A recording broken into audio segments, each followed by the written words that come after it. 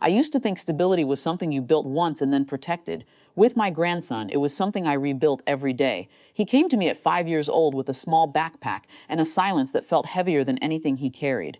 No tantrums, no questions about where his mother went, just patterns. He lined up his shoes the same way every night, ate the same three foods, watched the same videos over and over, as if repetition could anchor him to something steady. I learned quickly that love for him wasn't loud, it was consistency. It was showing up the same way at the same time, without surprises, so I shaped my life around that. Years passed in quiet increments. School reports that said improving but never thriving. Teachers who meant well but didn't quite understand him. Nights where he sat beside me, not speaking but not alone either. And then, somewhere around 14, he found something that didn't require translation. At first, it looked like another pattern. Lines, symbols, repetition. But this time he wasn't just consuming it, he was building. Hours turned into months, and I stopped asking what he was doing because every time I did, he gave me the same answer. I'm fixing something. I didn't realize he meant the world. The app came quietly like everything else in our life. No announcement, just a sentence one evening at dinner. It works now. I nodded, not understanding. 2 weeks later, a man in a pressed shirt came to our house asking if I was his guardian. That was the first time I heard numbers that didn't belong to people like us. By 16, the app had investors, then valuation, then attention I didn't know how to manage. He didn't change, still ate the same foods. Still woke up at the same time, still avoided eye contact when conversations got too layered. But the world changed around him, and then she came back, no warning, no apology, just a knock on the door, and when I opened it, there she was, older, sharper, dressed like someone who had learned how to survive in places I never saw. Behind her stood a man with a folder. I think we should talk, she said. It wasn't emotional. That was the first thing I noticed. No tears, no hesitation. Just intent. The lawyer did most of the talking.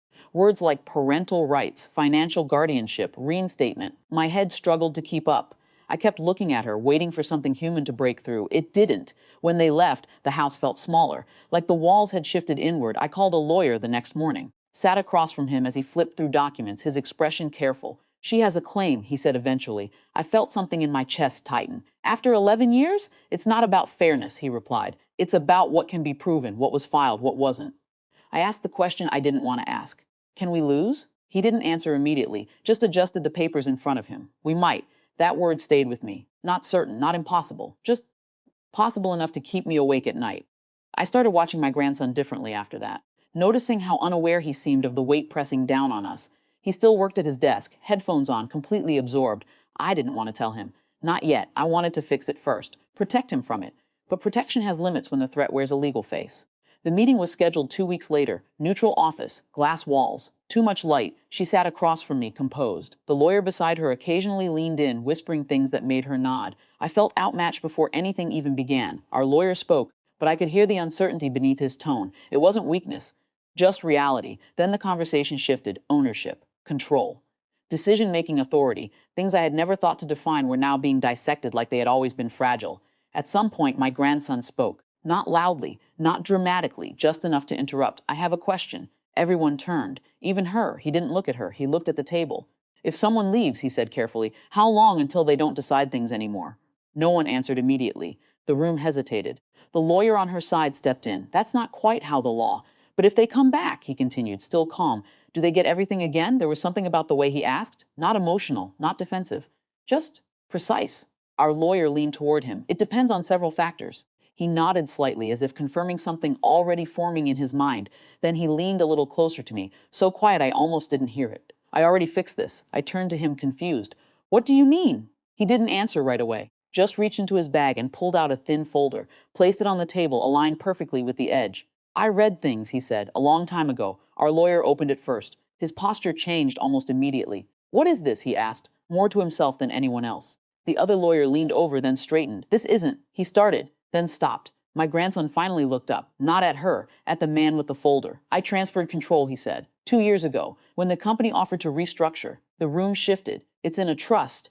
Our lawyer said slowly, reading. Irrevocable. Independent management until he's 21. The other lawyer's confidence thinned. That doesn't eliminate parental.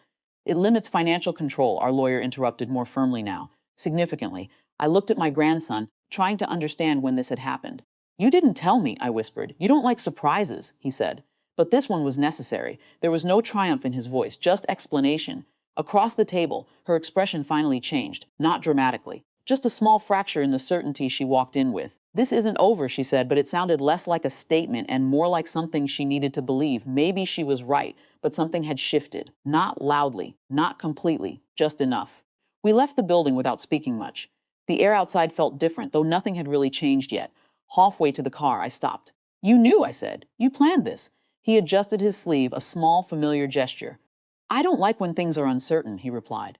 I almost laughed, but it caught somewhere in my throat. For years, I thought I was the one protecting him, standing there, watching him walk ahead of me, steady, unchanged. I realized something quieter, harder to accept. He hadn't been waiting to be protected. He had just been preparing in his own way. The house felt the same when we got back. Same walls, same routines, but the balance had shifted, not gone, not resolved, just different. And some part of me understood that whatever came next, I wouldn't be the one holding everything together anymore.